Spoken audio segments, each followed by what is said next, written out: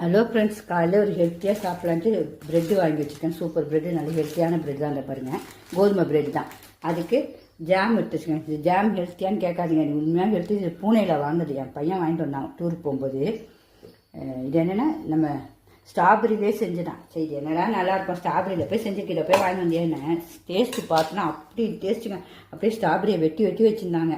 சரி, அதை உங்களுக்கு உடனே காட்டலாம். இதேமாதிரி இயற்கையாக சாப்பிடுங்க. அது அப்படியே பழத்தை அவங்க அரைச்சி அப்படியே ஜூஸ் பண்ணி அதில் ஜாம் பண்ணி வைக்கிறாங்க அந்த ஊரில். அதனால் சரி வாங்கிட்டு வந்தேன்னா, அப்புறமேட்டு அதுக்கு அந்த ஜாம் இது ப்ரெட்டை சூடு பண்ணி கொஞ்சம் நம்ம பட்டர் வச்சு சூடு பண்ண போகிறேன்.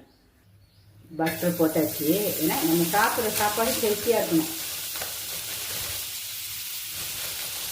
ஒரு 4 ப்ரெட்டையும் அப்படியே வச்சுருவோம். சூடு பண்ணி ஜாம் தரும்போது செம்ம டேஸ்ட்டு.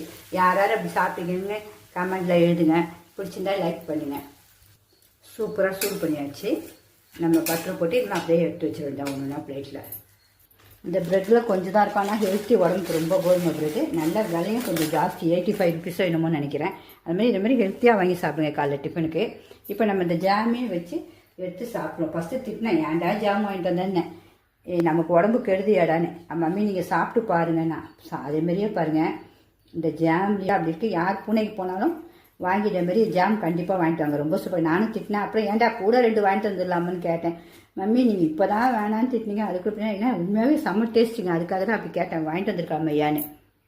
அவள் தான் சூப்பராக ஹெல்த்தியாக வச்சாச்சு. இனிமேல் இப்படி மூடி வச்சு சூப்பராக சாப்பிட வேண்டியதான் கடிச்சு. எவ்வளோ டேஸ்ட்டாக இருக்குன்னு பாருங்கள். அதேமாரி இன்றைக்கி நான் உங்களுக்கு வாழைப்பூ ஊறுகாய் போட்டிருக்கேன். அதை செஞ்சு வச்சுருக்கேன். அதுவும் அவ்வளோ ஒரு அட்டகாசங்க.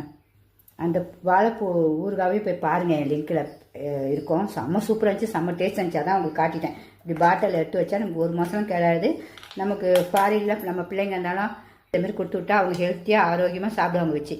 உங்களுக்கு எல்லாம் பிடிச்சிருந்துன்னா கண்டிப்பாக லைக் பண்ணுங்கள், ஷேர் பண்ணுங்கள். இதுமாதிரி எல்லாம் ஹெல்த்தியாக சாப்பிடுங்க. பாய்.